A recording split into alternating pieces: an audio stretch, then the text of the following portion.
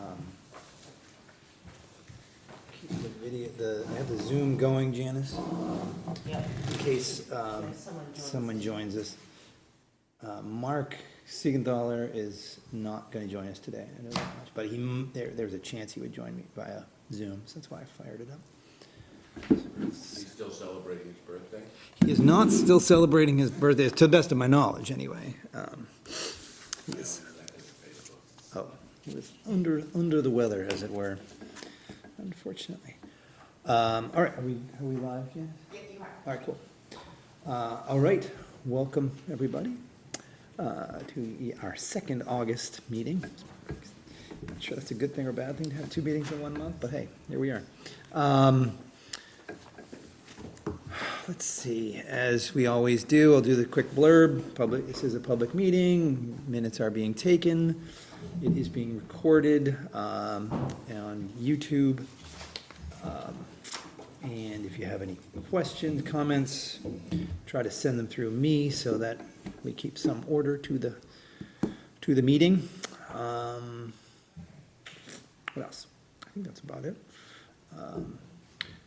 Because we don't have, let's see, we don't have Mark here today, so we do need one voting member. It's your turn. Why don't you just continue on? It's your turn. Tom, would you like to be the voting member today? I'm happy to do that Awesome. for you. Tom will be the voting member. All right, so, well, I guess let's first do public input on non-agenda items, as we always do. This is a pretty straightforward meeting, but any public input on non-agenda items? Anybody? Awesome. Sophie is not present and not in attendance via Zoom. Correct. Okay. All right, then let's just fly through and get into our meeting minutes. That's where my printer really started to flail. Did anybody get a chance to look at the minutes from last meeting? Thank you, Bruce, for putting these together. Any comments, Fine to me. thoughts? There's no major comments. And perhaps we have, hello, Richard. Good morning, everybody. Good morning. Do we have a motion to accept the minutes? I'll make it. Mr. Perkins, thank you. Anyone else, anybody seconding? Tom, thank you. All in favor of approving the minutes? 1, 2, 3, we take Bob's assumption from 5, there we go, thank you. Abstain. Oh, good point. Sorry, 4.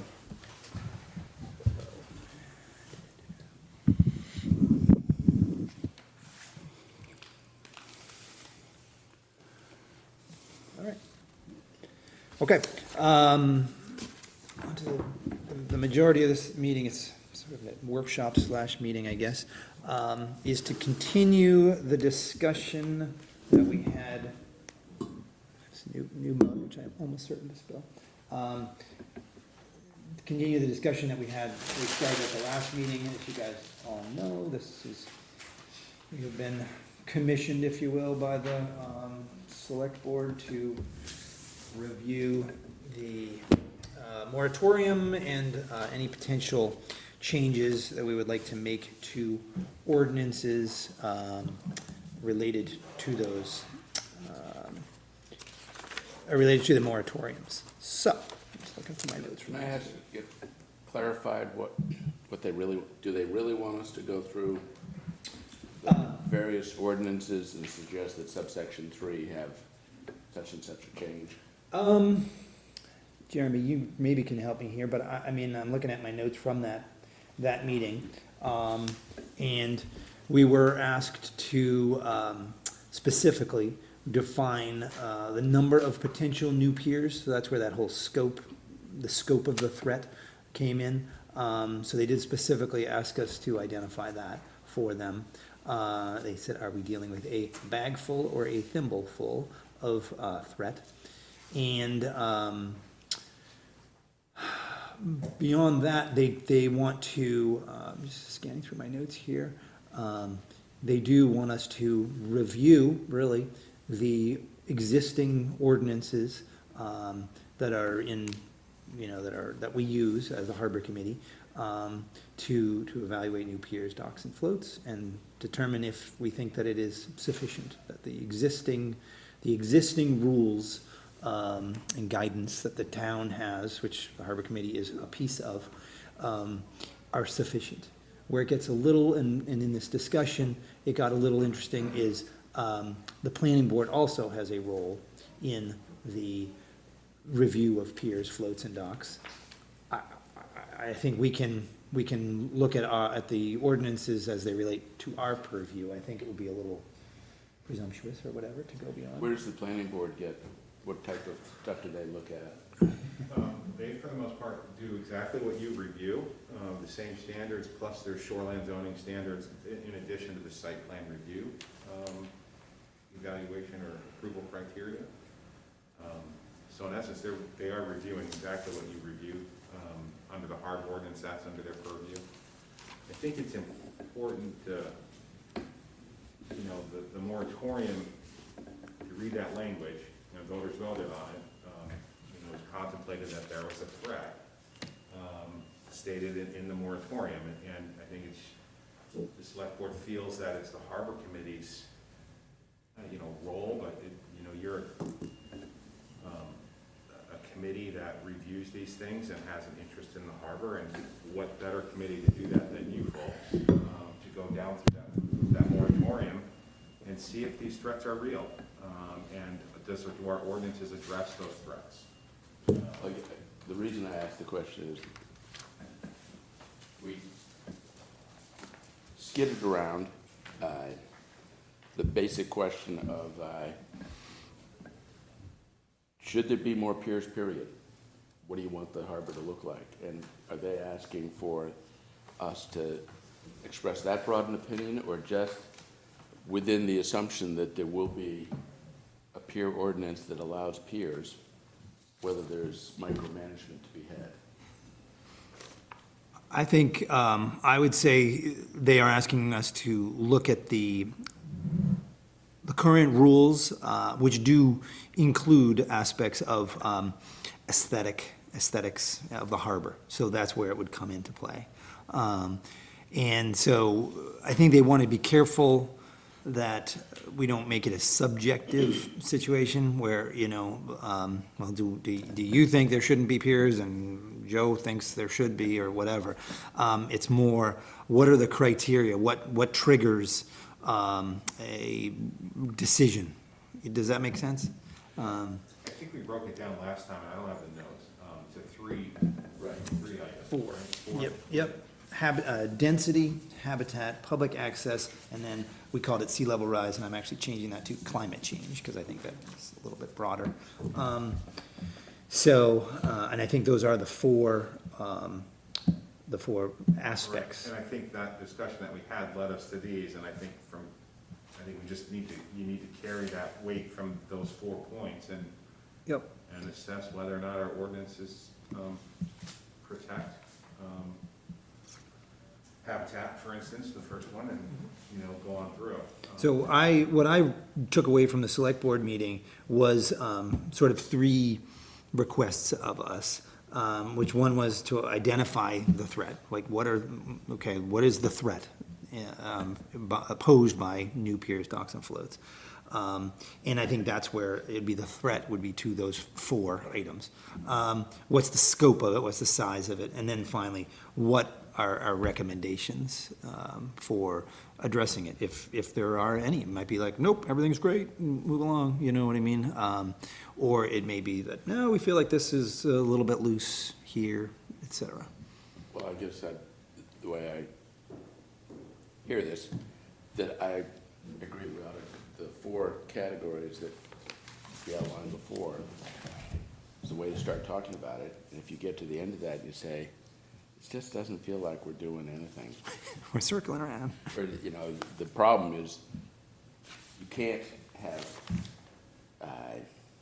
piers at this level of intensity or whatever, rather than start with a generic question of, should we have piers? First, see how they could be dealt with in these categories. Yeah, I think, I think that's the way to do it, is to sort of break it down by each of those, and like you said, sort of see where we end up. I think it's also important just to remember that it just doesn't apply to piers, it applies to other things, floats. Piers, stuff. docks, No, I floats, usually yeah. generically is. Everything that gets on the water that is the public resource. Although I think that is going to become part of the question, because there is this question of anything that requires a permit in the harbor. You know what I mean? That does come in a lot of the language. So what is a permit, from whom, et cetera? You know, is it a Army Corps permit? Is it a town permit? Is it this came up in the Sherman's Cove float situation, where someone had a float, wasn't deemed to be attached to the land, I guess, and therefore was permitted. Well, no, it wasn't, didn't need a Didn't permit. need a permit, that was the deal? Okay. So, So presently, not to get sidetracked, but on my mooring, I could just attach a float for the season, and attach my boat to the float, no questions asked. no, I don't believe so. no. Okay, There are, the yacht club sailing program floats are technically in the outer harbor, but somewhere there's an exclusion for that in the ordinance. And at least at one point in time, the sailing program had a float in the Sherman's Cove area. And, that came to the harbor committee to discuss. And beyond the fact that we talked about it, I can't, right off the top of my head, I'm not gonna remember any details, but, and that was a while ago. Elliot? Personal comment, I find it curious that property owners exercising their legal rights is termed a threat. At last week's meeting, and again today, you made reference to your notes from a meeting. And I'm curious what meeting that. Oh, okay, that yeah, sure. was. That was on the 21st of July. The select board had a workshop regarding the pier moratorium. And they asked me to attend, and they went through sort of what they were asking us to do. And that's. And were there, that was a public meeting. Oh, yeah, it's a full meeting. All right. Was there a written request submitted to the harbor committee that outlined No, these things? Nope. No, it was just Nope. presented. we just verbally presented it verbally. in They the asked me to meeting. attend. I stood up there and said, okay, we'll do this, this, and this. That meeting is on the town's YouTube channel. Yeah. For those Yeah, definitely on should the give it a website. glance.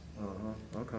And that's where, I'll be honest, I did try to, it was good, it was a workshop, so it was a lot of, free-ranging discussion. And I did kind of try to zero in on, okay, what exactly are you asking us to do? So that we know what our marching orders are. And I think we got that pretty clear. They, as I said, they wanted to identify the scope of this. I suspect that they will ask probably me to come back to them in September, because I think it's September. Well, I think the next meeting will likely be a hearing on extending Is that- the moratorium. They have to do it within the time frame before the moratorium expires. I believe it expires on the 15th Of September? Oh, okay. Yeah. I didn't know it was that soon. So I believe there's going to be, again, a hearing on that next week to extend it. I would add that, and they can't shorten it, they can't take pieces of the moratorium out. It's the moratorium that was voted by voters. They can either let it die, or they can extend it for another 180 days. They can't shorten it 90 days, they can't. then the maximum length is a total of a year. You can keep them going. You can keep But extending. as long as you're making progress So addressing the concerns. the town voters vote, Yep. and then as long as there's incremental whatever, that we will call progress, it could go on forever. The select board I could don't keep think- moving it out. Yeah, I don't think the word is incremental, I don't remember what the statute says, but. you have to Significant make, progress. Significant progress on it, and if not, I mean, someone could litigate it if they wanted. Yeah. But it doesn't have to go back to the voters to get It's not have to extended. go back to voters. And that is a public meeting, it's a full public hearing, so the public and any interested parties are, of course, I believe that's welcomed. I think it's next week. I don't know if they have their meeting on Wednesday or Tuesday, since it's Labor Day weekend. And by hearing, you mean just a matter of course in a regular select board meeting? Correct. Correct. They, it's an agenda item, and they say, now we're starting the public hearing, opening the public hearing, and we do this, and then they close the public hearing and all that kind of stuff. I would also add that at that workshop, Ethan Shaw, the planning board chair, was in attendance, and he did speak briefly. I think he felt that, that it's the harbor committee's role, to address this. Planning board has standards that are pretty much, approval criteria that an applicant needs to submit, and then the board reviews that, and they find if it does or doesn't meet those standards. They don't get into some of this more, broad, more, I don't know, social or cultural, or how we Is it fair to perceive say the harbor committee. the planning board more do upland issues where the pier comes ashore and hits the land? They do that, however, the standards for piers generally are all about the pier, the distance and the impact, Yeah. and similar review criteria that you review. I think because a pier straddles our jurisdictions, if you will, like I see our jurisdiction as up to high tide, and the pier, of course, goes a little bit beyond high tide and into the intertidal. The upland. Yeah, so they have a little piece, and then we have our piece. Generally, there's not much for the planning board to approve, or to review on the upland side of these. Yeah, it's just like how it, attaches. Before I get to you, Elliot, I did want to point out or offer that, Jeremy did send along, as we requested in the last meeting, two of the recent, peer documents, if you will, for an approved pier. I unfortunately only printed one. Well, I actually printed two of them, and the other one is in a mystery printer somewhere. So this is for the Rixon Pier. So that's the most recent one that we did, that we approved in the Outer Harbor. And I have one copy, so you guys, if we Does that want to, contain the DEP? DEP, That's Army what that Corps, is. Maine Historic It Preservation actually Commission. says, we looked at YIT check, Yeah. YIT check. Yeah. Exactly. So what you have is, the Army Corps and DEP permitting. Josh can forward the email to you. Yep, I think we also included the Sherman Pier. You did. that's the one that's And that's sitting. the one that went to, planning board, went to you folks, planning board, and then did not get to the select board, because the select board did not want to hear it before the voters voted, in June. And why those are, it's great to have both of those. A, they're recent, so we all remember them. And B, one is for the outer harbor and one is for the coastal harbor. Because that's an important distinction as we go through this, is to sort of identify, and we talked about this last time, breaking all of our discussions down into outer harbor versus coastal harbor. A lot of similarities, but also a lot of differences between the two. And I think it's also important, when you read through these, you kind of understand what the feds and the state review, when it comes to impacts. There's scenic impacts, there's, habitat impacts, all addressed in those permitting documents. There's a whole section I didn't realize Pretty on, thorough stuff. on scenic and These are the aesthetic. experts that, review these things. So I think it's important just to understand that, because we do have, again, criteria that looks at habitat and aesthetic or scenic impacts. I don't have my glasses But you've got the feds and the state do the same thing. on. Yeah. So, Elliot, you had something? Yeah, does not every property owner that has frontage on the water have in theory, have the right to put in a pier? No, The current ordinance? no. They have the right to, they can research it, but due to the existing separation rules and other rules that the town has in their ordinances, they are not predisposed, disposed to Is that having. 300 foot? Yeah. And then the area. In the outer harbor. And then the area was it from Marine around, Right. Sherman's Cove over to the point. Yeah, none in Sherman's Cove. Let's put it this way, before we think about what town rules say you can and can't do, there's no like common law right to put piers out in front of your house in the Correct. public domain. That's right. There's not, you do have the right to have a mooring, in front of your property if you're. Well, but again, that's because it's been granted, it's not, like, it's common law is before the state comes along and passes, or this town passes some sort of particular regulation, but the public waters are public property. They are, but I do believe but people who have harborfront, waterfront properties do have a state deeded right to a mooring adjacent to their property. It often doesn't end up being directly in front of their property. So if I buy a house on Bayview Street, I jump the line in terms of getting a mooring, not a pier, but a mooring for my boat. Right, but maybe I'm getting too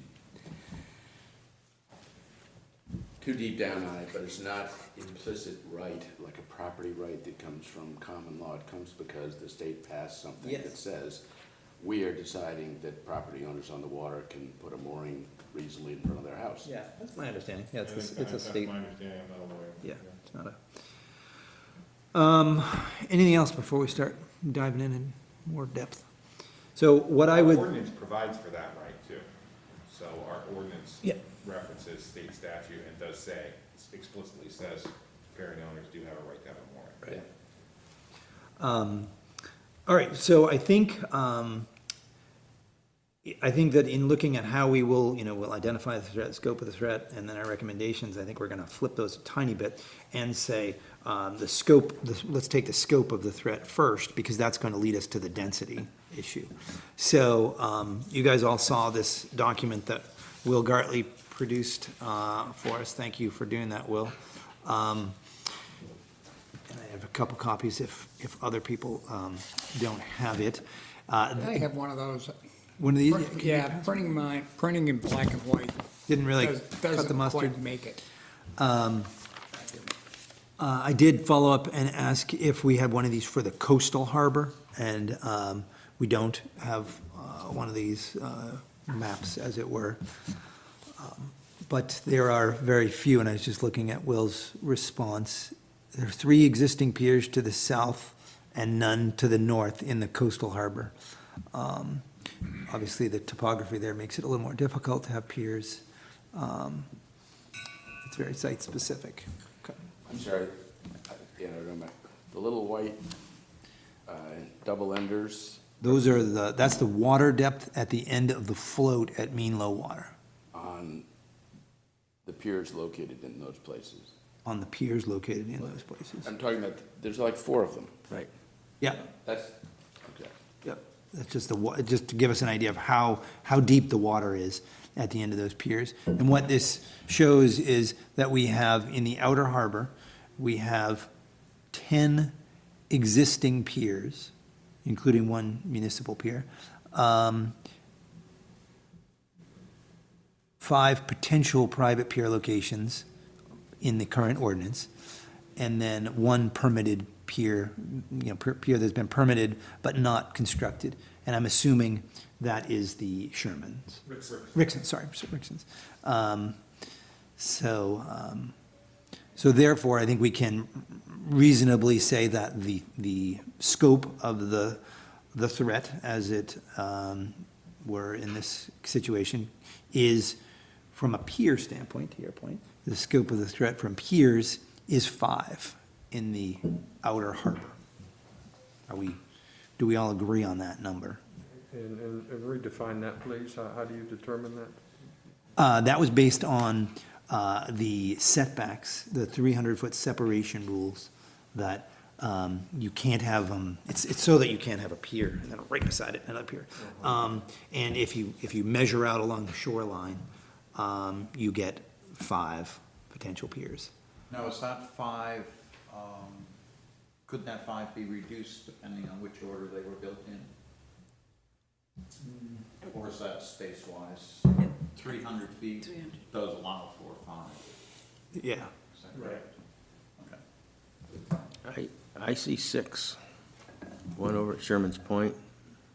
I mean, what's that, Northeast Point? Oh, that's not that little guy? Yeah, that's a breakwater. That Oh. looks like a pier a little bit. Yeah, It's just okay. just a jetty. All right. So the maximum is 5. Maximum is 5, according to Will's review and the, based on the existing ordinance. Is that, am I summarizing this correctly, Will? I should, Will, everybody knows Will Gartley over here.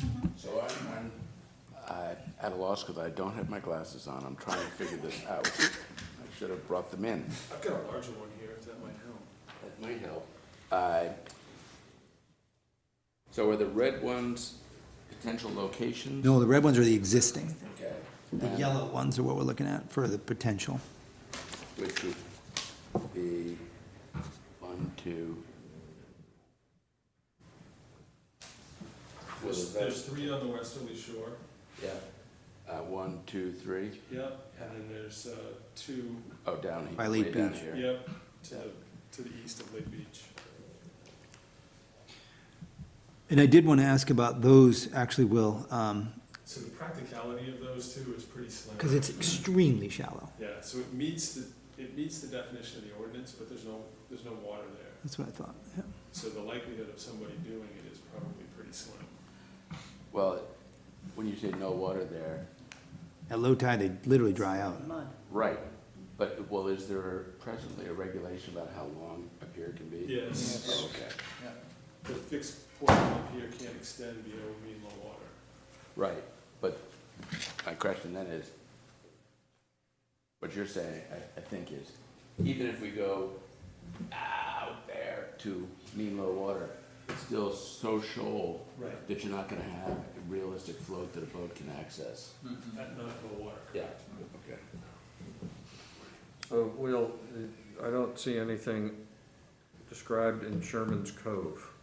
That's because there's a prohibition against piers in the current ordinance in Sherman's Cove.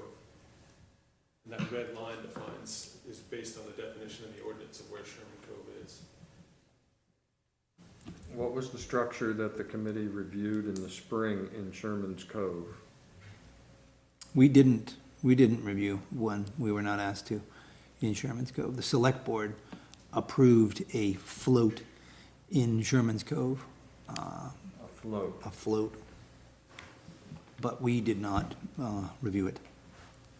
Well, this one that's coming off in the vicinity of the Lyman Morrison Steamboat Landing, where's that actually coming from? I'm not sure who owns that lot. It's 2 lots to the north of the Bean Yard. Okay. So I think that in terms of defining the scope, I think it is 5, based on this research in the Outer Harbor. And these are residential piers. These are residential piers. That's actually a good point, is that we should be confining this to residential. It doesn't really matter. I mean, existing pier is 10. It is a pier. It exists. It's a commercial one. Or a municipal one right now, one of those 10. Is that That's Steamboat? Steamboat Landing. Is commercial, municipal. So, but whatever, it's still a pier. So these 2 on the south side that have shallow water, where are they in respect to Lake Beach? Are they on either side of Lake Beach, or is Lake Beach to the west? Lake Beach is to the west.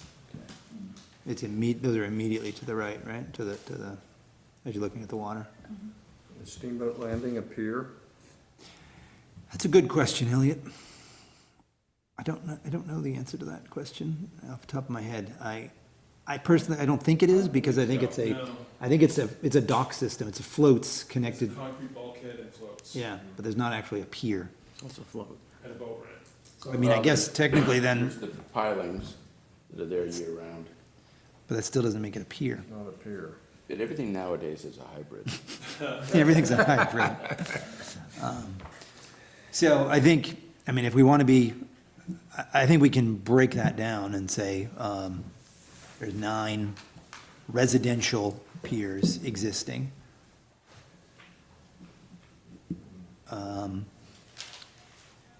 9 residential piers there's 5 potential new residential piers, and then 3, shall we call it deep water, if you will, and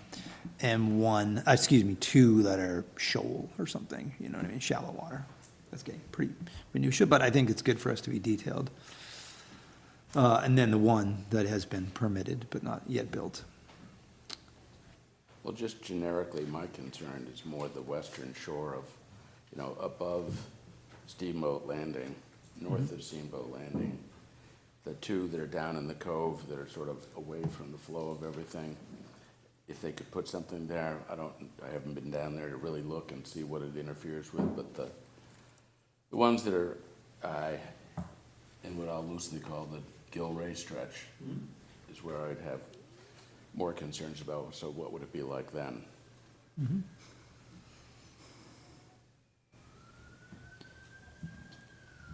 And one concern I have, it came up at the end of the last meeting when I was watching it on TV. The present setback was like 25 feet from the sideline. 30. That was 30 or something like that, 30. yeah. Same diff on the water. Yeah. But to me, it's not just a matter of, is it too close to those public access points? But to me, there's sort of difference between, I want to build the dock in my view, and I want to build a dock that's over to the side of my property, not in my view, it's in your view. And so I would just, independently of everything else, I'd have a real question. And I have a feeling that was just carried over because that was sort of a sideline building permit, you know, housing setback type of restriction. But there are lots of ways that property lines come down and docks get laid out, and the next thing you know, it's your neighbor's view who's getting impeded. So, and I think that's part of the density discussion. Would that be in the permitting process for a pier, because it includes aesthetic and scenic? It does include, on the federal level, it does include the aesthetic and scenic criteria, or whatever, if you want. So, so this potential is based on the 300 foot? Is that Correct. the essence of Correct. it? Yep. I'm looking at these 2 down near Lake Beach that are yellow, potential private. Are those 300 foot apart? Will, I guess you probably know better. Yes, they are. Yeah. And the 300 is defined in the ordinance is measured along the shoreline. So you can see between those 2, there's a little point that sticks out. Uh-huh. So if you measured, perpendicular distance, it would be less, but because of the way it's defined in the ordinance. Uh-huh, okay, not straight line It's not a necessarily. straight line, it's a long green high water, Okay, which is also the wharf line in your ordinance. So the 300 feet has to do with from another pier, not the amount of Right. shore frontage you have or something. Right. I mean, the other thing that I looked at though was the other setbacks, the side setbacks. I mean, there's a bunch of restrictions. Because that would trigger, it's not just the Right, 300. so if I go over 300 feet, but I'm right at somebody's property line, then that doesn't work either. for example, how about this lot up here, Up here, where? right below the Sherman's Cove, dividing line? That proposed one, the yellow one? Is that what you're talking about? Yeah. No, it's, over on the east side of Right, so Sherman. the issue there is that there's no water there. Not enough, yeah. And there's also a wading bird, Sherman's Cove is a wading bird habitat, so you could never get a permit to have one grounding out there. I've actually looked at that a lot for people for the last 15 years, and the answer's always been, I can't get a permit for that, no. A wading bird habitat, is that what you just said? Yeah, waterfowl and wading bird habitat, so the state has maps of all kinds of habitats, eelgrass, wading bird habitats, all kinds of things. So the first thing that we do is go to those maps when somebody asks us for something with, whether it's a pier or any kind of permitting on their shore, and see what the habitat issues are gonna be, because I don't want to go too far down the road spending somebody's money if it's not gonna work. And so Sherman's Cove was a smart thing for Camden to eliminate, because it it just stops people from wasting time and money, because they'd never get a permit from the feds or the state. They have something extending out in Sherman's Cove. And Will, and in your image here, does not include the entire coastal harbor frontage within the town border. No, it doesn't. This, I was really focused on the outer harbor. And like I said, to the north of the outer harbor, there are no piers in Camden. The next piers are in Lincolnville. And to the south, there's 3.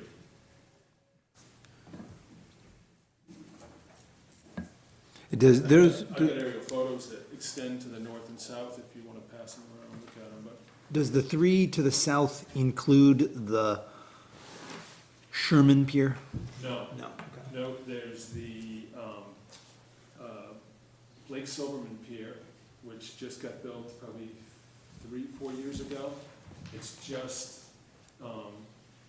beyond the line for the outer harbor, around Okay. near Kay's Ledge. Yep. And then there's one that's out probably halfway between there and what used to be the Collie Pier.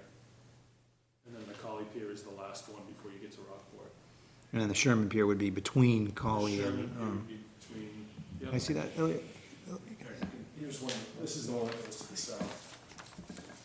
Oh, yeah, that's a, I don't see That's any. that. Part of the reason, Josh, that I didn't create a map showing the potential was, like I said, some of those sites, it's just not feasible. Right.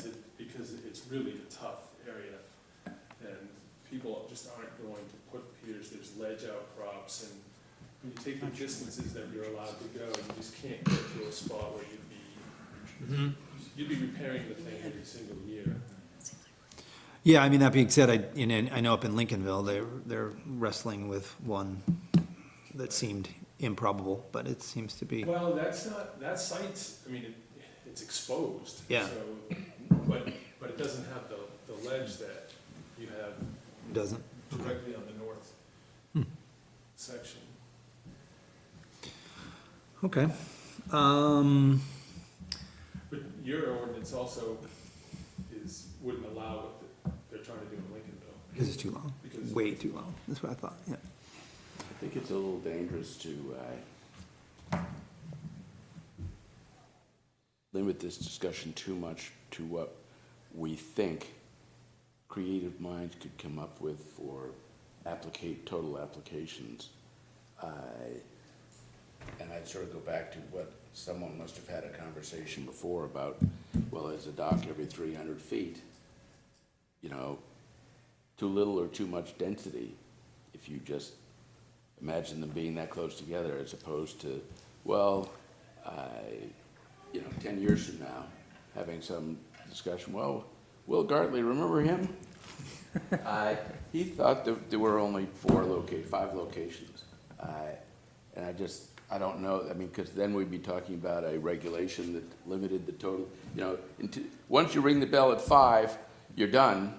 I just know where there's a will, there's a way, especially if there's a lot of money behind it. And so the next thing you know, someone's buying a little bit of land from someone so they can finesse something, and the next thing you know, you've got more docks than you thought, or technology. Maybe, but I think that's what we're here, that's the whole purpose of this discussion, is to say, okay, in the existing rules, what can people, what can people do? And this is one professional's interpretation of the ordinances and what is allowed.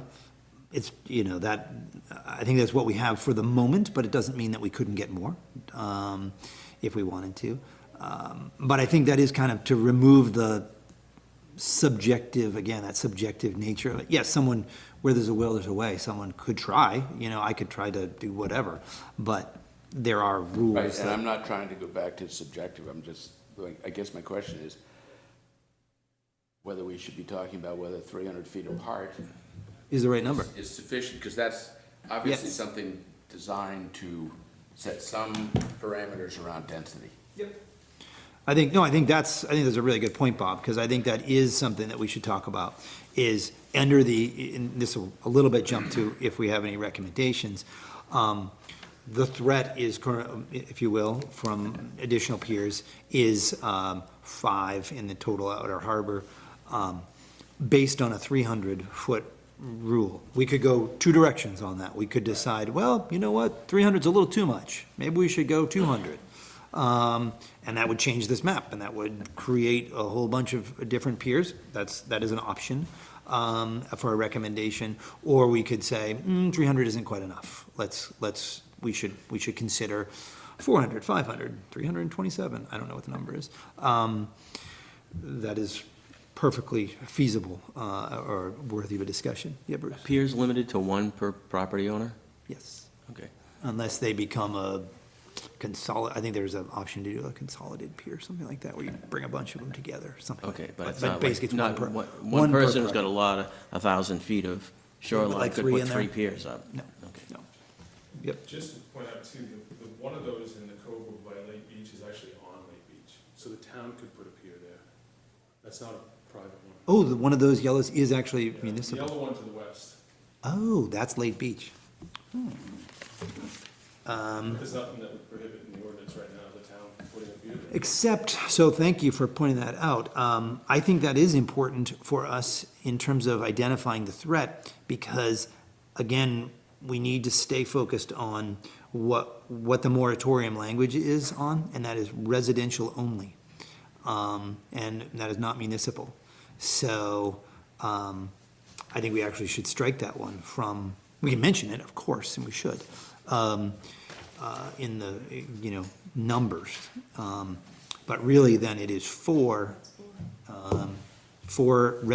additional residential piers, one of which is in the, I'll call it the Lake Beach Cove, 3 of which are on the western side of the bay, of the harbor, outer harbor. Could you enlighten me, please? How was this 300-foot limit or space created? Who decided that that was the amount that? So that's in Probably the some ordinance. guy We'd named have to, Richard. we'd have to Yes, go back. I suspect Willard White is probably the one that was So around, really is it on the an committee at area, that an point. amount that can be changed by whom? Oh, only the vote of the entire town. So this was voted by the town, Yep. this 300? This is the 300-foot is in the Harbor and Waterways Ordinance, which is only changeable. So that's one thing to remember in this whole discussion. We can come up with recommendations, and, perhaps should. We will then offer them to the select board. They'll vote on, decide, discuss, and then decide whether or not to ask the voters. The select board cannot change this 300-foot rule on their own. They have to ask the voters to do it. I wish I had a better sense of what, because it's so hard to translate distance onto the water, as to 300 feet is from here to that pier, or, so that the next time I'm out in the harbor, I can actually see what 300 feet looks like for density. Well, and it does, to the previous comment, it does completely depend on the topography of the shore. Like if the shore does a lot of this, it's kind of like the coast of Maine is, 2,300 miles or whatever, because The of, 300 feet was not a straight line? it's not a straight line, no. Oh, and therefore much It's closer. walking along it's literally High tide. walking along the high Walking along tide the mark. shore. Why, well, I'd want to change that, right? If we want to make something objective, what matters is how far apart the structures are. Air distance, not walking around, Each point, yeah. I agree. All right. Straight line, okay. And I don't have an opinion about what the number should be, but I just don't, it's not objectively, it's not measuring the right thing, which is how much is it interfering with harbor water to have 2 piers that could be very different distance apart just because of, a bow on the land. On the westerly side of the outer harbor, it's pretty Yeah. much a straight. It's line. pretty straight, there's not a It lot of doesn't them. have much of an impact.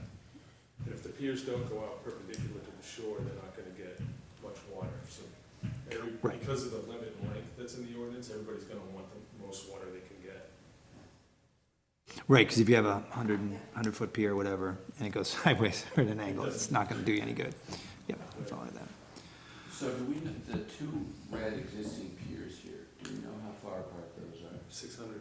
Those are 600? Yeah, because that yellow one in between it was, just makes it to be 300 feet. Well, I was talking about this and this. So this one here is Gilray? That one right there is Gill, yep. And then, so this to this is 600? Yep. But what about from this to this? It's, I think it was like 350 maybe, because there was definitely some, it wasn't exact. So They if I- had flexibility on. If I looked at the northern two, that would be Yeah, except for getting a that, sense of 300. except for one of them's not there yet. Oh, The blue one's not there yet. There, yeah. Yeah. You Oh, can't tell okay. where it is by going. I have a glasses problem. It looks red to me until you tell me it's blue, I see the inside line. Yeah, yeah. Okay. All right, well, I think we have identified the density issue in the outer harbor quite clearly. Do we all feel pretty good about that? In terms of the coastal harbor, does anybody have the other one of these things? Can I just see that one real quick, Bob?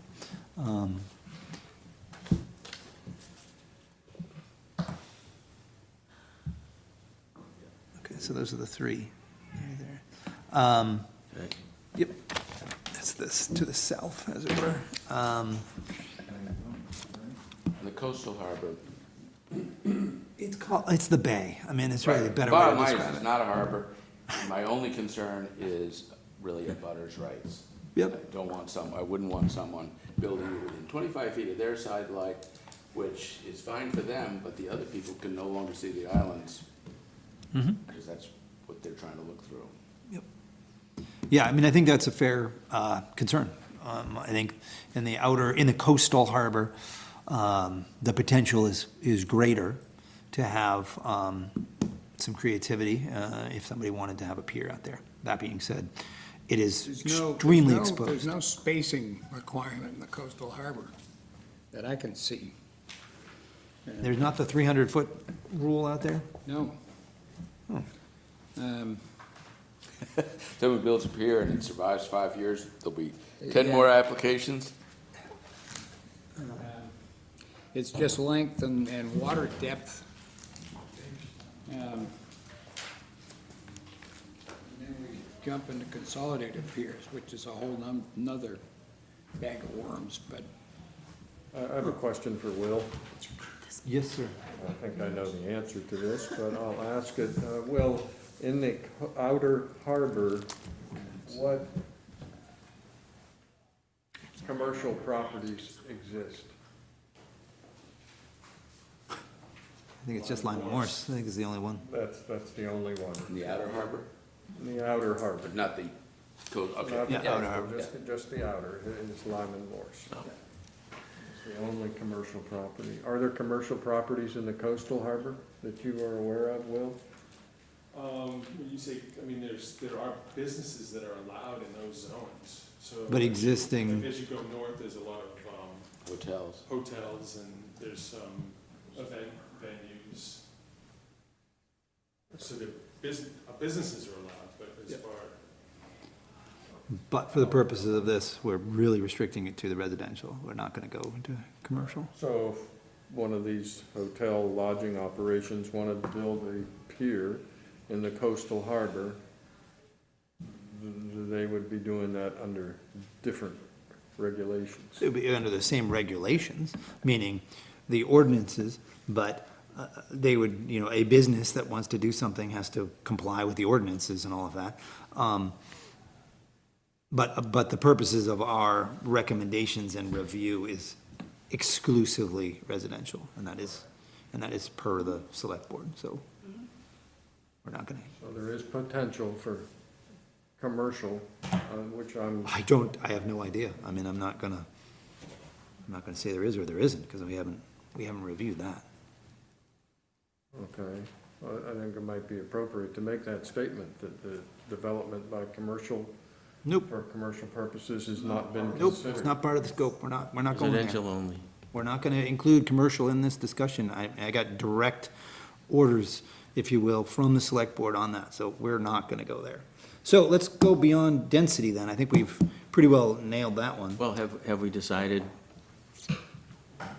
the conclusion? Do we say, three well- more piers on the western shore would be, looks fine, or should we make some I haven't. recommendation? What? I don't think we've decided that it's just fine. Yeah.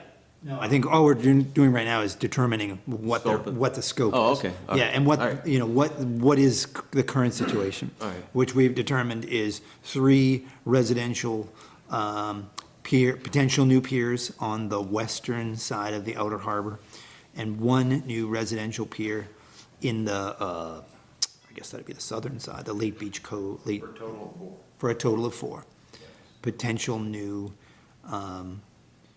new permit applications, if you will, valid piers. There is the one additional pier that has not been constructed, but that is permitted, they just haven't built it yet. And then in the outer harbor, the coastal harbor, the scope is, well, we currently have 3 to the south of Curtis Island. There are 3 piers, actually, so I guess we could say there are 3 piers in the coastal harbor, 3 residential piers currently. All to in the south. And they are all to the south, that's a better way to say it, So definitely. are those all essentially exposed, wide open, or do they have unique? I mean, they depend, like, yes and no. The one to the north, that's sort of in what they call the gut over there by Curtis Island, I would argue that one's a little more protected. But it still faces the ocean, still faces the bay. And then the 2 out by the old Collie place, and then the other one, those are very exposed Those are to very- the south. So this is the one you're talking about up here? Yeah, Okay. yeah, it's kind of inside by Curtis Island. So Collies doesn't really get protection from the sort of rocks and islands? Very, I mean, it gets a So tiny bit, but not a ton. Not from the It still gets, southeast. it still gets slammed pretty good. Is Collie in Camden? Yep. It's the former Former Fox Collie Hill or property. former Collie, sure. Someone would prefer we not refer to it by the previous owners. Where's the dividing line down there? It's just beyond that property. It's at where that cemetery is over there. Yeah, it's right there. Okay. So that's right on the edge of the coastal harbor in Camden. Okay, I think the next thing, so do you feel like, I feel like we have identified Yeah. the scope of the threat. Although, actually, no, just to follow up on that, I think someone pointed out that there is no 300-foot separation requirement in the coastal harbor. So the potential there is there for additional piers, more so than in the outer harbor. Next, I thought we should look at this habitat, and that is where, somewhere is there's that one printout. I'm sorry I didn't forward these other ones along, that was a mistake. But you can see the level of habitat research that is required to be done for any permit that is in the outer harbor or the coastal harbor. Basically, if you need an Army Corps permit. And DEP. Well, you can help me with this, but I believe that if you apply for an Army Corps permit, that triggers the DEP, or do you have to do a separate?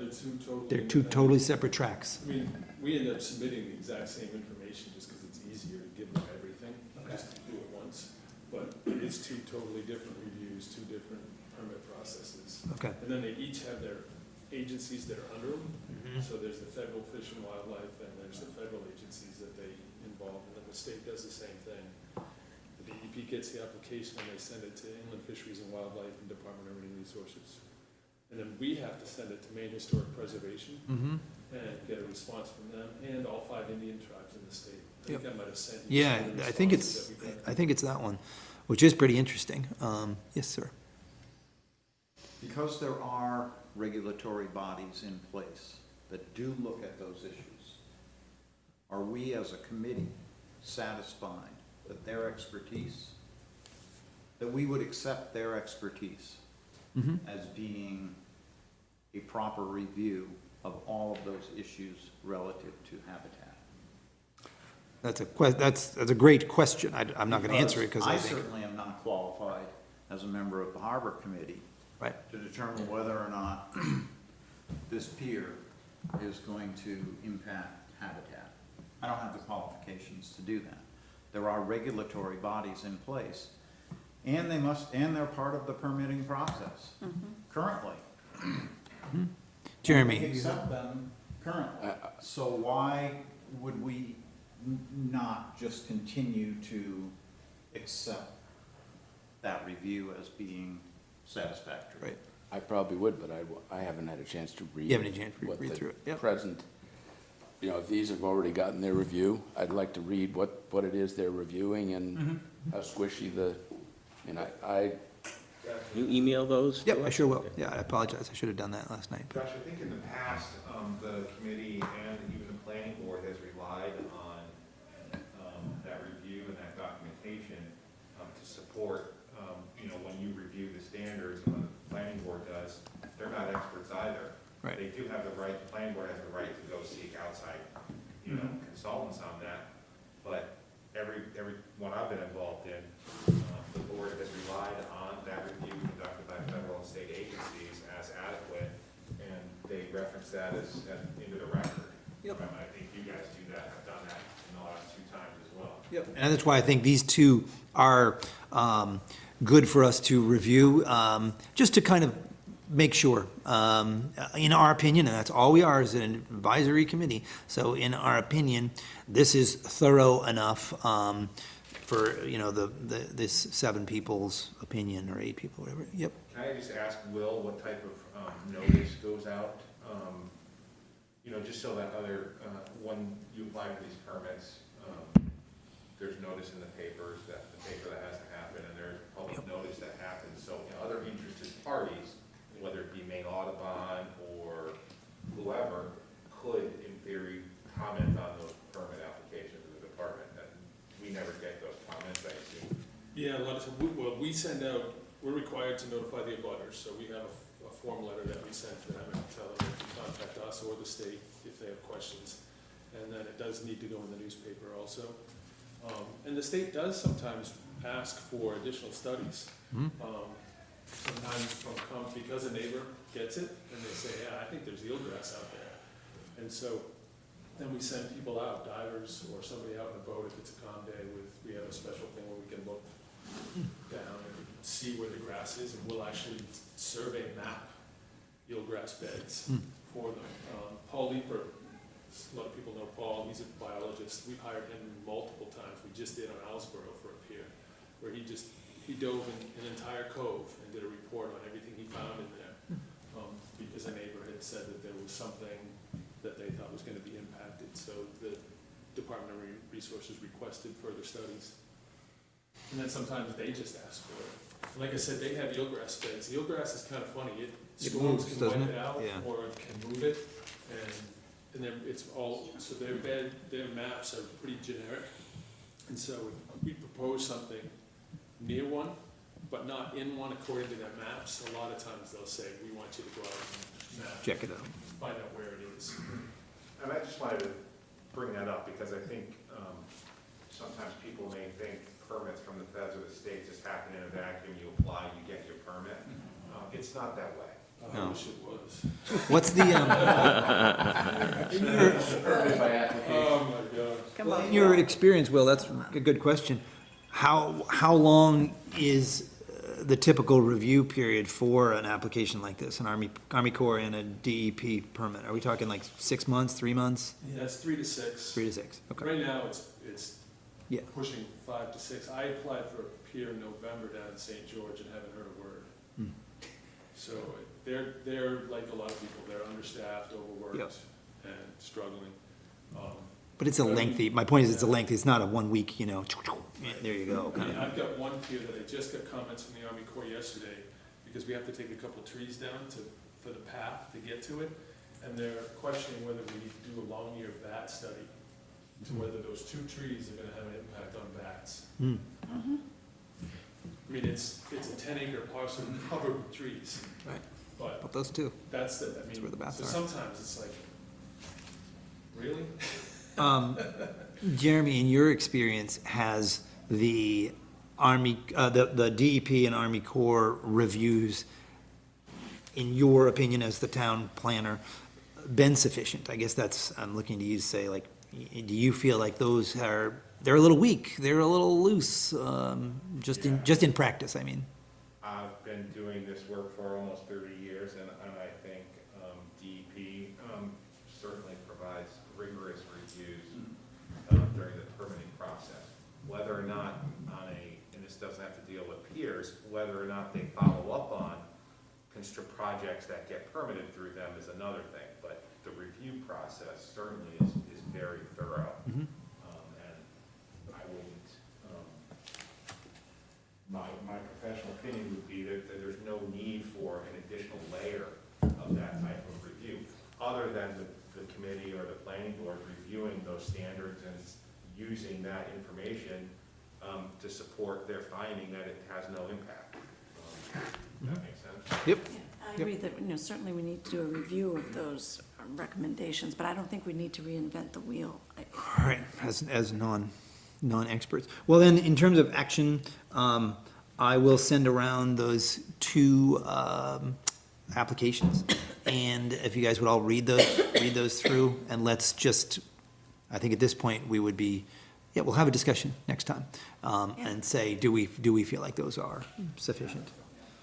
And this is, you're referring to. That's one of them, and so we have the Rixon Pier and the Sherman Pier, both recently applied and approved. Okay, now let's go to the public access piece, which we did start talking about last time. And I think that's an important one. So, I suppose if we were gonna use, I'm a visual person in some ways, if we're gonna use like a plan like this, it would be good to have public access points on it, in, as another variable, if you will.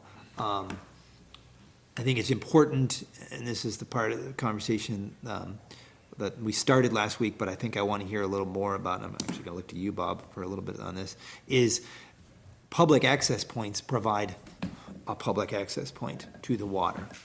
There is no presumed public right to walk along the shore for recreational or scenic benefit. There is only a right for fishing, fouling, and navigation. Is that correct? I don't know, I'm not sure anyone does, because I'm not sure if that case is still it was the Wells Beach. I think it still but is. But then it It's a was- moving Wells target Beach still. 2 is still pending, I think.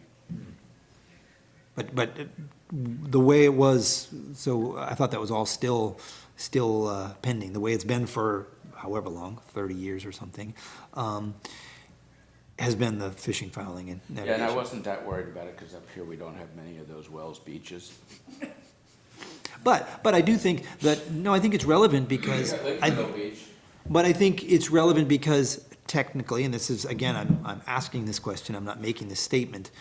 If you walked down one of the public access points in Camden and turned left or right and started walking along the shore, you don't necessarily have that right unless you are fishing, fouling, or navigating. That is a question, that's not a statement.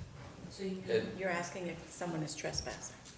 But I Technically, think that would be something that the town attorney could tell us, what the town's view of public access is, and just for the purposes of how much time we spend on things, I'm more inclined to spend it on the access coming from the ends of those town ways, and then also the different types of access that are from the water.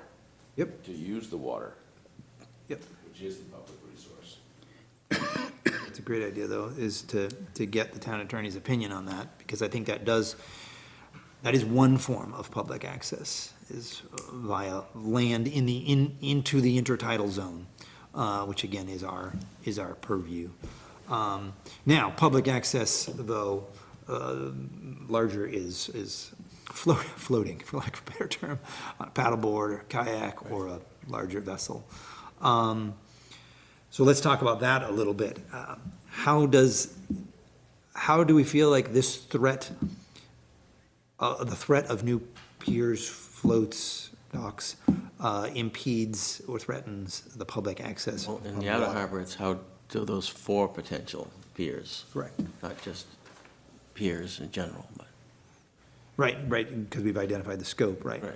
Well, it includes existing as well, because it's the whole, you're coming into a matrix.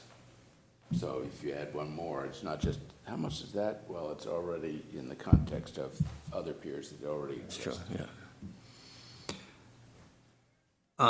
I think we've identified that over, I'm looking at the map here, the Lake Beach side, it's extremely shallow, so, a new pier, that new residential pier, potentially could impact a paddleboard, somebody on a paddleboard or a kayak, to a 150 foot impact. They might have to go 150 feet out of their way to go. Extension into the. Yeah, into their But, their you know, path. And I'm not a kayaker or a paddleboarder. I will never be a paddleboarder. But, not because I don't like paddleboards, but my back wouldn't. But, you know, I think the thing to remember is that if you're in a kayak or a paddleboard, you don't want to be out in the major part of the harbor going around the boats. They tend to be in along the shore, whether it's because it's quieter or that they see more or whatever. And the Lake Beach area, that's exactly more the kind of area that they would actually want to be. I don't think it's just a matter of they're trying to get from this point to that point, and do they have to go around something? It's where they want to be. That's where they want to be, yep. Elliot? 2 meetings ago, I asked Sophie a question about a harbor access study that the select board approved an expense of $20,000 for in July of 2021. And I wonder if Jeremy might be able to give us any insight into what that harbor access study is about. I can give you, briefly, I haven't been involved in that, but that money, as I understand, was dedicated to survey those areas that we have not surveyed, those rights of ways that go down to the water. I'm not sure any of that's been done yet. That was a Dave St. Laurent project. I can touch base with them and let you know. I do know. Do you mean literally a surveyor surveying where exactly it is on the ground? Correct. Okay. We know certain rights of ways go down to the water, and we have those meets and bounds, and we know where the pins are, and we know what town property is. There were others that we have never been surveyed, so that money was allocated to survey those, that we don't know exactly where the lines are. And when the select board took action to authorize $20,000 expenditure, was that for contract work, contract surveying work? Yeah, we don't have surveyors. And was, do you know if any portion of that was for legal research in terms of land deeds and so Well, forth? we've got a town attorney that handles that. That wouldn't come out of that. That just comes out of his normal account, but it would be for actual surveyors, whether it be Riley Gorsby or Landmark or whoever. Will, do you have any insight into that particular issue and authorization? No, I don't. Jeremy, has that survey been accomplished? I don't believe we've surveyed any additional rights of ways as of right now, but I know that we do have meets and bounds and surveys of certain ones. I know Marine, for instance, we do know where those lines are, and there are others. Sherman's Point, we know where that is. I wasn't prepared to speak to that. I could definitely get you more info, how many rights of way that go down to the water. Do we know where the meets and bounds are? I can. That would find be out. awesome. That would be awesome. I can ask Dave St. Laurent where things are at his end as well. So let's get back to the public access impact via water of what is now three, we've done the Lake Beach side, I think, the three residential piers, potential residential piers, in addition to the existing and/or not yet permitted but not yet constructed on the western side. So I guess the question is, do we feel that that the existing ordinances that allow for those three piers are sufficient in protecting the public's right of access via, in this case, via small paddleboard, kayak, or even larger vessel?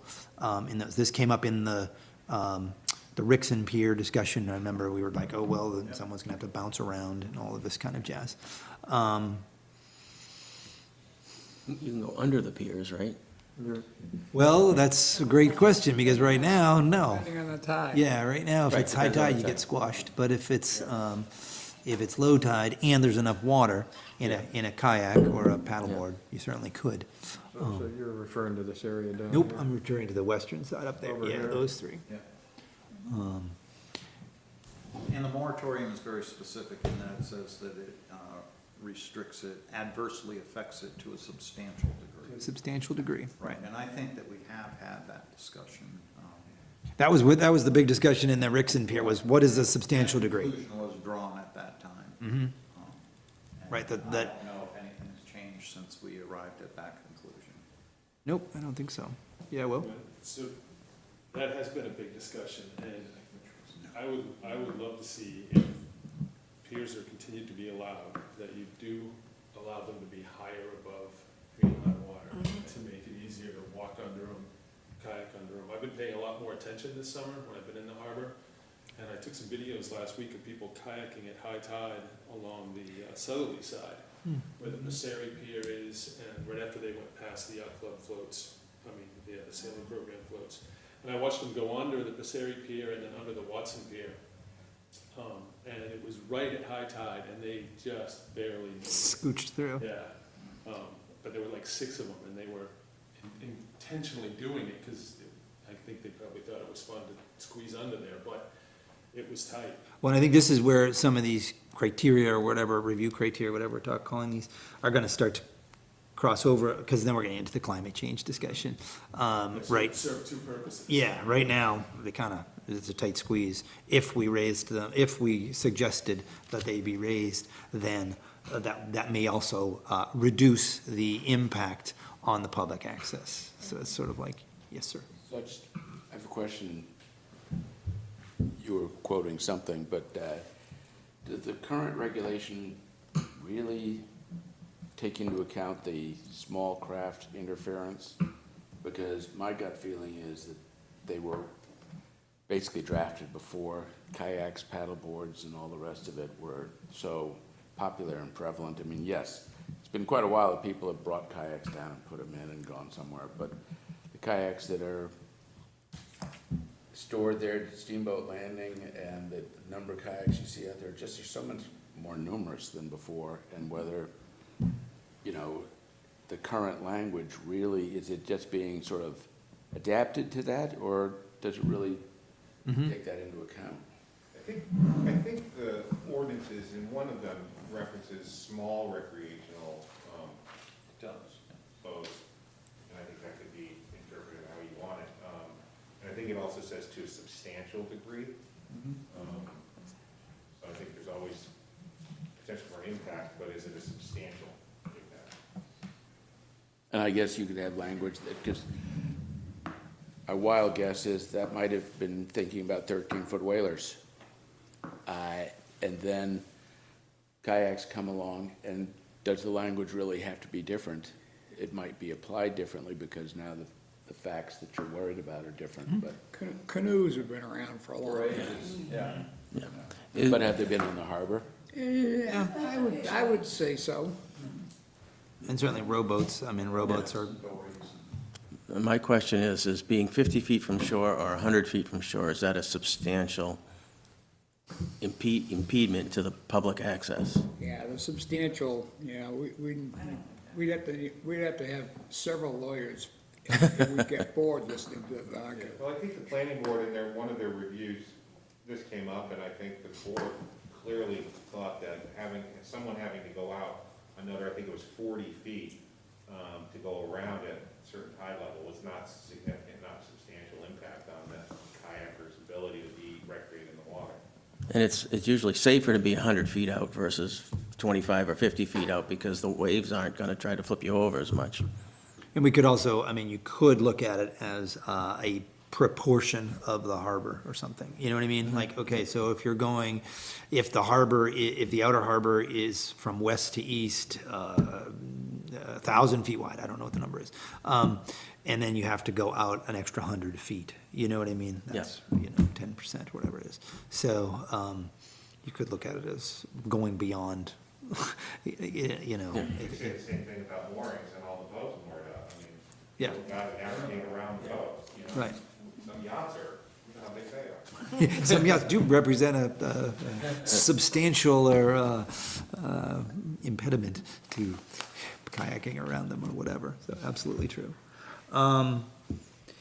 What else? Anything more in the public access? So I think we have identified that there is a potential benefit to increasing, there's potential to increase public access if some of the standards were changed to allow for a higher pier height. That is one. The potential is there to reduce public access, I suppose, if we wanted to increase the length of piers. If we, everything's on the table for this review. So if we said, well, these are, restricted to 100 feet or 150 feet, well, we actually want them to be 250 feet, or whatever, that would be reducing the public access further. Are any of us kayakers? I'm not, For. I like it, I've been in a kayak Yeah. also. but I don't have one. yeah, I was gonna say, I'm a. You do? You must be very young and fit. I am. But I guess my point is that Thank you. I'd be interested, because this has become I get the sense, this has become one of those talking points at various meetings. But I'd like to hear what people who actually, I'm a kayaker, I get it, I put it down in the salt water 20 times a year, and this is why I go out and why I'm bothered. Because it seems easy to me. If you think, when someone just mentioned rowboats, well, a rowboat usually is going from here to there, not always, but kayakers are just kind of wandering. And I just want to know why it's become, if we think it's not that big a deal to go around the end or to raise it up and go under, why people who are actually in kayaks somehow feel. If they do, we don't actually know that they do. And so they, Well, I would say how that did they the would. conversation come up in the select board that we're concerned about interfering with kayakers? It was projecting, it was saying, it might be, there Other was people might feel this way. other Yeah. people, trying to protect the interests of others, but it was not, I don't believe we had any users that Actually said, said we don't want to go around this There's a thing. lot of things that could be fiction in here. Yeah. Yeah, Yeah. it may be a problem that's not. But I think it's worth, we know that they are a harbor user. And, small vessels are harbor users, and therefore their right to public access to the harbor needs to be protected. I think that's completely fair.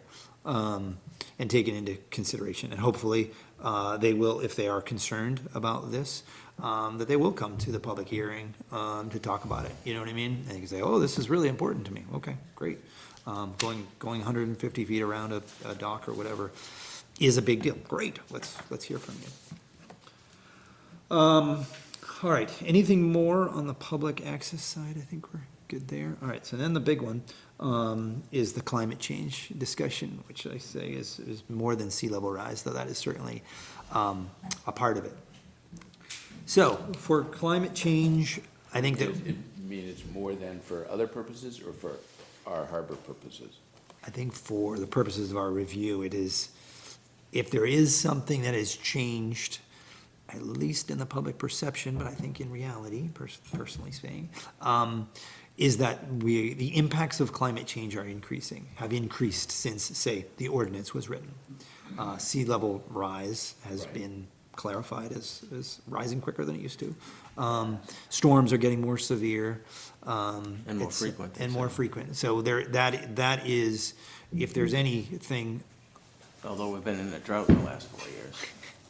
if there's anything that is an immediate threat, It's those two things. I would argue that it is climate change is the most real threat. But I mean, within climate change, it's that sea level is rising and there's more brutal storms, which is a variation on that. I mean, there's more Yep. storms on a higher level of water. So surge capacity is something that we have to consider.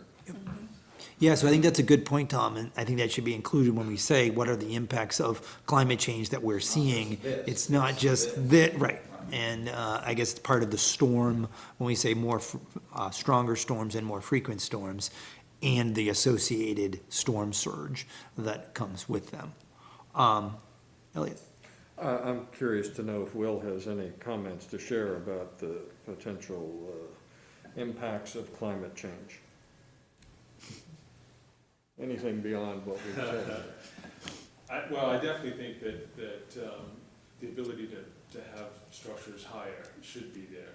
And that, there's a lot of places in the ordinance where I've been pushing towns to do that. Even building heights along the water should be allowed to be, buildings right now can't be raised because of height limitations. So I think, and if there's gonna be piers, they should be allowed to be raised. As far as how much, I mean, I think that's a balancing act. I mean, everything, I've been to a lot of the state stuff lately, and, you know, everybody's telling you to plan for 4 feet. And so, Over the next, what?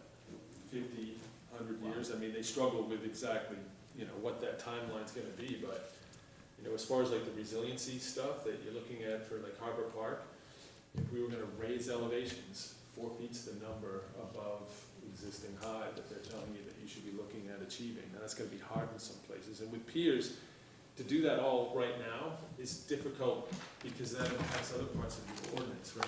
Is you raise the pier, but you're only allowed 50 feet of float and ramp. And at low water, it's gonna be almost impossible. Climbing ropes to go with it, you know, yeah. So it's not just as simple as saying, yeah, lift them all 4 feet, because then that creates other issues. But I think having the ability to lift it, and we've been telling everybody to design these piers so that they can easily be lifted incrementally. Right. Over time. Now, in our existing. Well, except for if the sea level goes up 4 feet and you raise the pier 4 feet, you're not gonna have any Right, it's got a, but right now you don't wanna raise 4 feet, cause it Right. doesn't actually. Hasn't happened. anticipated, right. So you can't. You wanna do write one- an 1 foot at a ordinance that time, or- Mandates the full 4 feet right now, because that would be a difficult one. So it's not, there's a balancing act, it's not easy to Is write it, it. is it advisable to think about having design standards that essentially require new stuff to be, I remember the conversation last time was that, I think it was the pillars that people use now that are less likely to be knocked over, but they can't be raised very much without being totally replaced as opposed to, stone cribbing. That you can right. just add a little and move the whole thing up and you're done. And is there a feasible way of describing in the ordinance that there's a performance standard that a certain type of construction should be? Not real easily, I mean, I would step back just for a second, that right now the ordinance says that you've gotta be 6 feet above mean high water. So as the sea level rises, that mean high water level's gonna rise with it, right? So I don't necessarily think that the way the ordinance is written is bad, because it'll continually allow you to go up with the sea level rise. I do think. Right, but the that question is, building something today Right, no, that takes into account that in 30 years it needs to go up, but right. And that's possible to a degree. So if it's built with piles and pile caps, you can add additional pile caps. So the Booth Bay Harbor footbridge, I can't remember if I mentioned this You did. last time, but we're lifting that by adding additional caps because it was just too costly to go in and put all new piles in. right. But you can only add new caps for so long, and then it's gonna become unstable. So I think to a degree, you can do it with piles. You can also, we can also have people bring the piles up by instead of having them stop. It's not as traditional, usually you light the bearing, because then you're relying on fasteners to hold and. Changes the aesthetic. It changes the aesthetic, so I mean, there's ways to do it, and I think that there's gotta be some more thought put into some creative ways to Is do there a this. big cost I mean, one way to think about this is, well, some engineer's gonna work with the pier builder, and it's really their decision to say, in 30 years, you don't wanna be getting the repair bill on this, but is there a huge initial cost difference between, like, stone cribs versus the pilings? Yeah, right now, grants. I think that Crotch Island, the cost for granite out of Crotch Island has gone up 200 to 300% in the last 2 years, Yeah. just because of the demand. So it's become almost prohibitive for a lot of these projects. I like the granite, I think it looks kind of traditional. I much prefer it. It adds habitat, actually, you end up with all kinds of stuff living and growing in the granite, but. We don't currently have anything in the ordinance that requires a particular material. Type of construction.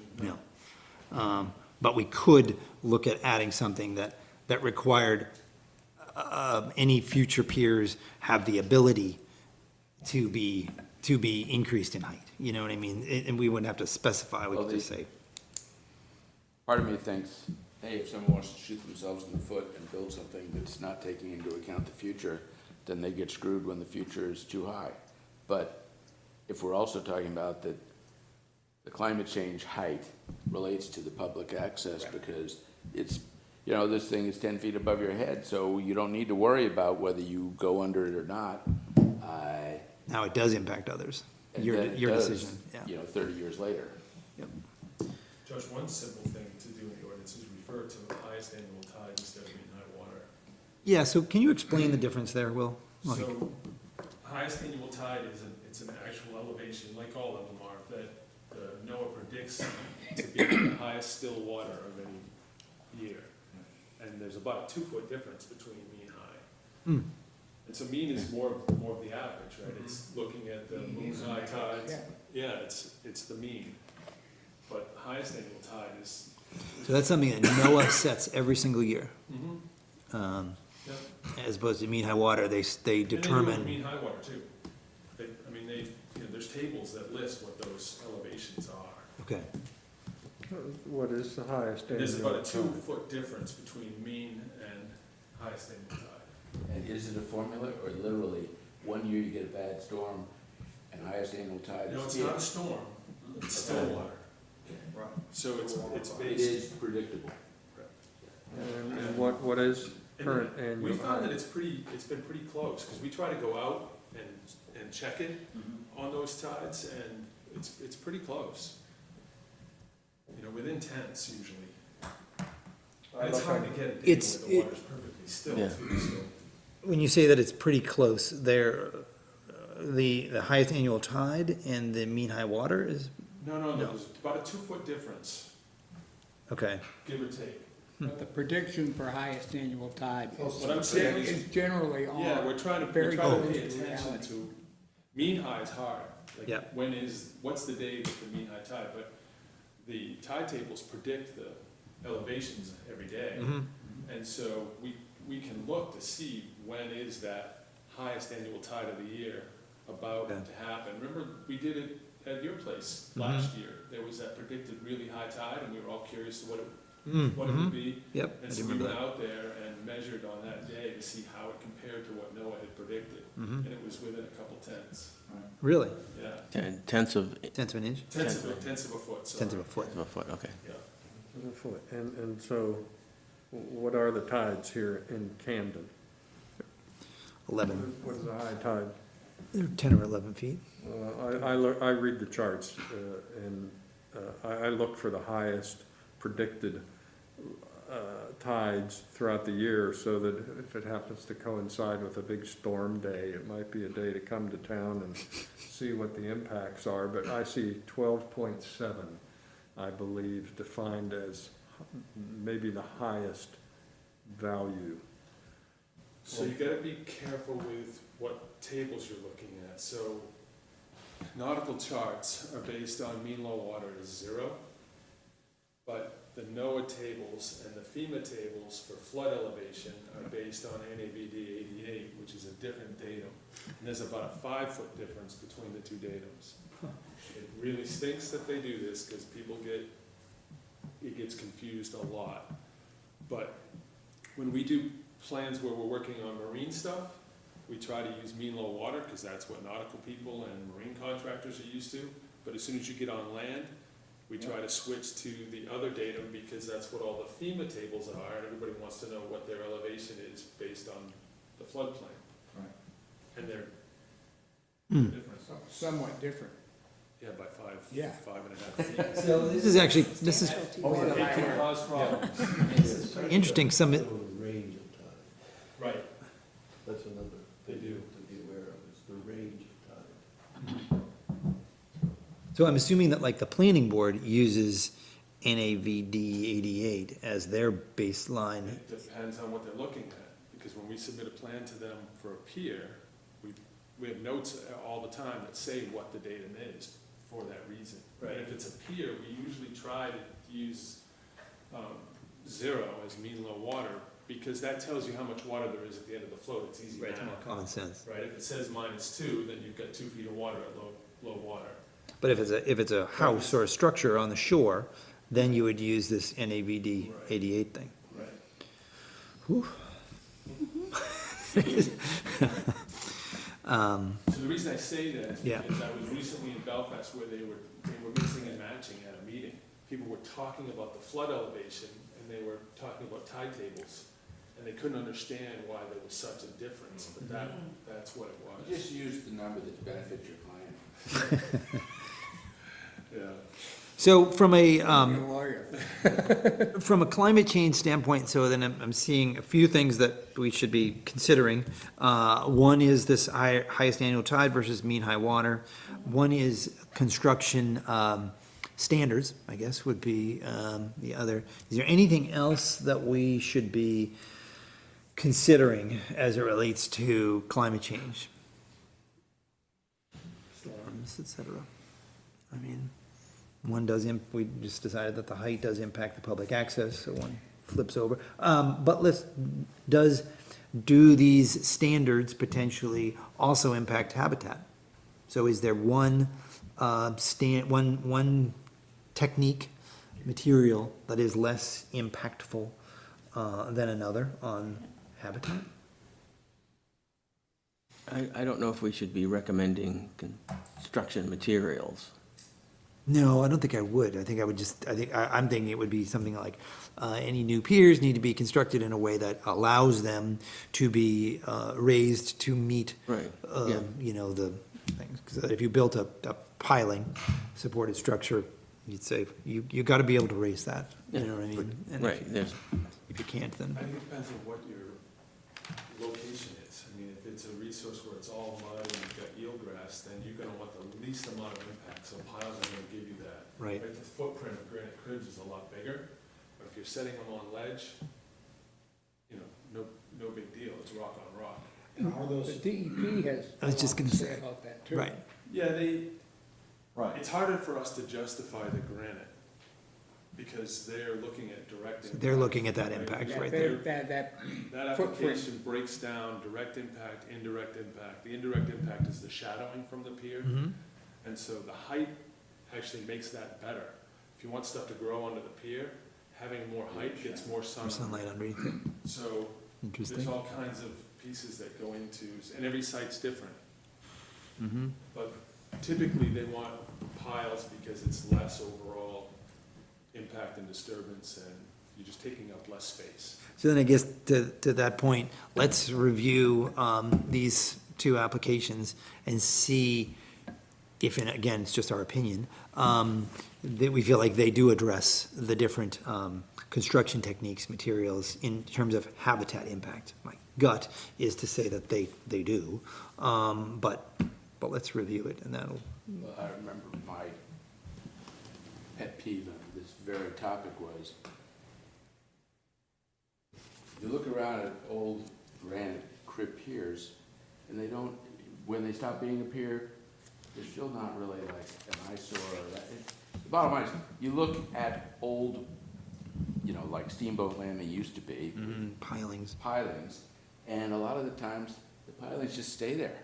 Or they stay there submerged, and they're interfering with navigation. And the DEP regulation about what is the immediate impact on, you know, eelgrass or something, just seemed to me sort of myopic, that it wasn't taking into the, you know, what's it like 100 years from now? Well, cribbing would, would be the same thing. It would interfere with navigation. Not as hidden. No, It's a little more It subtle. doesn't look so bad. Except at high tide. All right, what else then? We're, yep, For the density piece, I believe we just defined the scope. We didn't say anything about density. We didn't draw a conclusion. All the other ones we've drawn, kind of like made some recommendations, but the density one we just discussed. It have seems we, to have we me, made or I- recommendations yet on the other ones? Finalized. I don't think we've made recommendations on the other ones. I think we've, we talked about raising piers. yeah, but we haven't decided that we do want to raise them yet. Or how much? We're, yeah, I think it sounds like the view might be that they should be raised, but that's still just Okay. discussion. I don't think that's. Yeah, I think on the yet. density, I feel like no matter what we say, it ought to be a straight line, peer-to-peer measurement, not going around land. But what number is appropriate for density, I'm agnostic right now. But we haven't gotten there yet. I don't think so. I think that'll be probably next time. What else? What are we missing in this? To Bruce's point, in terms of recommendations, I don't think we're there yet. I think we've made a lot of progress in terms of discussion and more material to review. What are our next steps as a committee? I think we have to read these applications. I think we should all look again at this plan that Will Gartley has created for the outer harbor. And it'd be nice, Will, would you mind, these are just Google Earth pictures, I guess, but you already. Yeah, those are just Google Earth. You already snapped them. Would you mind just sending these to me? The outer, the coastal harbor north and coastal harbor south? Just, it's not really a plan, it's just it still gives us some reference. Because it is relevant, and I guess we sort of lost this thread a little bit, is looking at the differences between the outer harbor and the coastal harbor. Except the moratorium put both of those considerations together. Together. It's one moratorium and it applies to both. It applies both, but they have different standards. Right, they do. So that's where it's like raising the height of piers in the outer harbor may be something appropriate. Which is why I think it's gonna be kind of interesting in that they're gonna, eventually this is gonna come to a vote of the board whether or not to continue and extend this moratorium or not. Right. So they're gonna get to a point and say, yeah, we need to extend the moratorium. But it may not be valid to extend it for the coastal. Because they put it together. Right. We can't separate them. Correct. They can't separate. them. Correct. It's all or nothing. All or none. So they're gonna continue maybe to have a moratorium for the coastal area where it may or may not be necessary. Be necessary, yeah, Because of the way they. right. They can't split it apart and say, we're only gonna do it. Yes. There's different dates, though. No, but there's different dates, effective dates Yeah. for them. But the termination date, I believe, is the same, is the 15th. September 15th. To have this report in before the 15th? No, we don't. That's I mean, that's an important, Bruce's point, though, is an important one, is that we don't have to have our review completed by the 15th. I think we're getting close already. Yeah. But we, and our recommendation, we do not make a recommendation on whether or not to extend the moratorium. Right. It's just, are we doing our work, our job? And I think it's pretty clear that we are. What else? But our recommendations are going to be fuel for their saying, yeah, we should extend this because we haven't we're making progress, but we haven't come to any conclusions. That is correct. Therefore, another 180 days, there we go, right? They may say that, yep. Yeah, and I think that's what's important, and they may watch the video of this and all of that. We have not made any recommendations, but we have determined scopes. So we have completed one of the tasks that they asked us to do, which was Do we determine. think that we're in a position to make recommendations prior to September 15th? We need another meeting. It'll be another meeting. I mean, They have to do in order to get, I think they've gotta have a hearing on the next meeting. Which is, Which is like the I 6th, think the 7th. So that can't happen. so, yeah. I Get a don't think that's- report. And I don't- Have a and I don't meeting, want get a it- report done, and give them And time to honestly, I review don't, the report. we were only handed this a month ago. Yeah. And so when we're making good progress on it, I don't want, we said right at the beginning, we don't want this to be a rushed process. So I think better for them to know that we are making progress. Bob is spilling his coffee. No, I'm just kidding. Nothing in there. And we will be coming up with recommendations. How much impact would another 6 months have on the people that already have a permitted pier and, or applying for a pier? The Rixon Pier is allowed to be built. Okay. That one was not in. The Sherman Pier But is, it is, the Sherman Pier is certainly impacted. I mean, that went through planning board and through the harbor committee. right, yep. And that one is currently on hold as a result of this moratorium. And that's the only pier that I'm aware of that's out there. It is potentially, the moratorium is potentially holding up other additional applications, because they know that there's no reason to put in an application if Yeah, that's- there's a moratorium, like, it's not gonna go anywhere. So there could be a, what do you call that, a deterrent effect. Yeah, But, I wouldn't think that's a big one. yeah, I mean, well, and we know that there's only 3 on the west side and 1 on the Lake Beach side Plus you have in the the outer out- harbor. right, then You you- know, but there could be some in the coastal harbor, right? There definitely could be. I think it's fair to say that we don't know what the recommendations will be yet, but I'm reading the tea leaves that we will make at least some recommendations for ordinance changes. Yep, I think that's a fair Yep. statement. Yep. Yep, without predisposing us to it, I think that's exactly correct. How are these recommendations submitted to the select board? We'll have to, it'll be in writing, because this is a formal thing, so, How do we do that, writing? we will create it in this committee, and we'll create a report of recommendations. We will vote on each recommendation as a committee. Each or all, I'm not sure exactly how we'll do that yet. And once we're all okay with it, then we will submit it to the select board. Likely, I will submit it to the select board just as the chairman. Who will do the writing? Bruce and I will do the writing. So I'm thinking at some point we will have generic thoughts, and I'm just making it up, that we want to change how the distance between piers is measured, and I think about having a number, and that at a next meeting, we will actually have some sort of language. Draft recommendations. Right, that, Right, exactly. All right.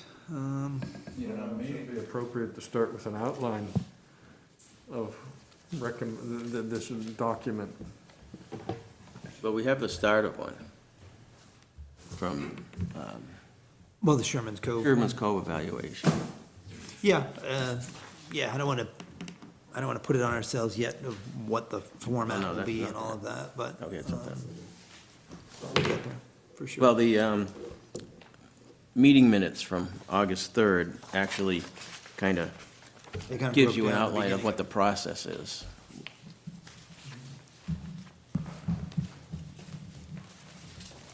All right, so I think we have our research, if you will, for the next go-around.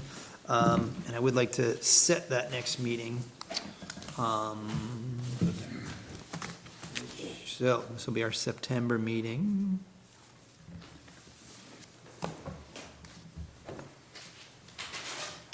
I'd like to do it early in the month if that's possible for people, but I want to hear from, I guess I could either do the 7th or the 21st.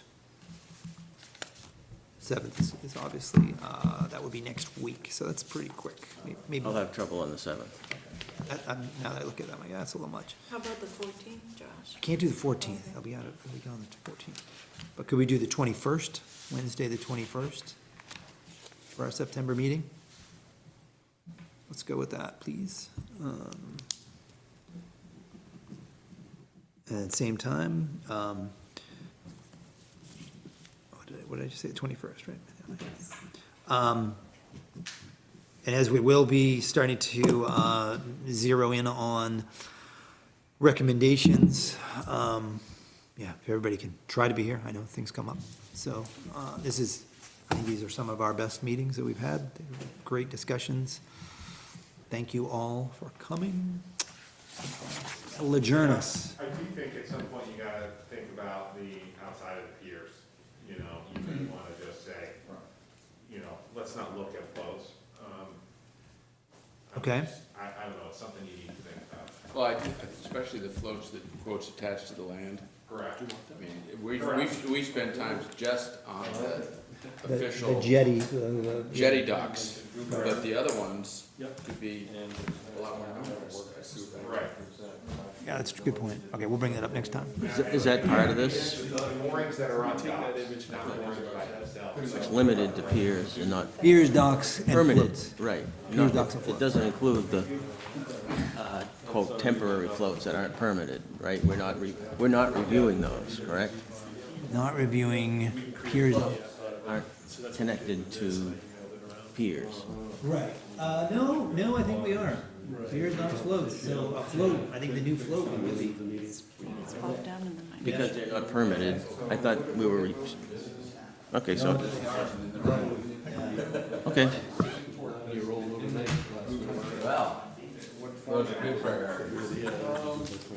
Hello, Ron. So there hasn't been any discussion about the channel. About the channel. No, I have not out there. I looked at it myself. It might have shifted. I'm not really sure. So, I'm reaching out to Steve to find out kind of what the criteria is for how he places those, because he's in charge of placing those. Wow. More into those, bulbs and everything. A little bit. He's in charge of placing them, but he's not in charge of just determining what. Determining where they go. No, he's in charge of. Well, what I want to know is how do you determine where to place things? What, what machinery or. It's very interesting. He's not, put it this way. Well, He but shouldn't I'm be learning. determined, yeah, like you said. But I'm learning, and that's important. Shouldn't be objective. Made reference.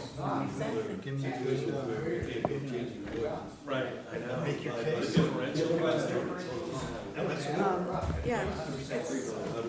Does anybody know what that thing is?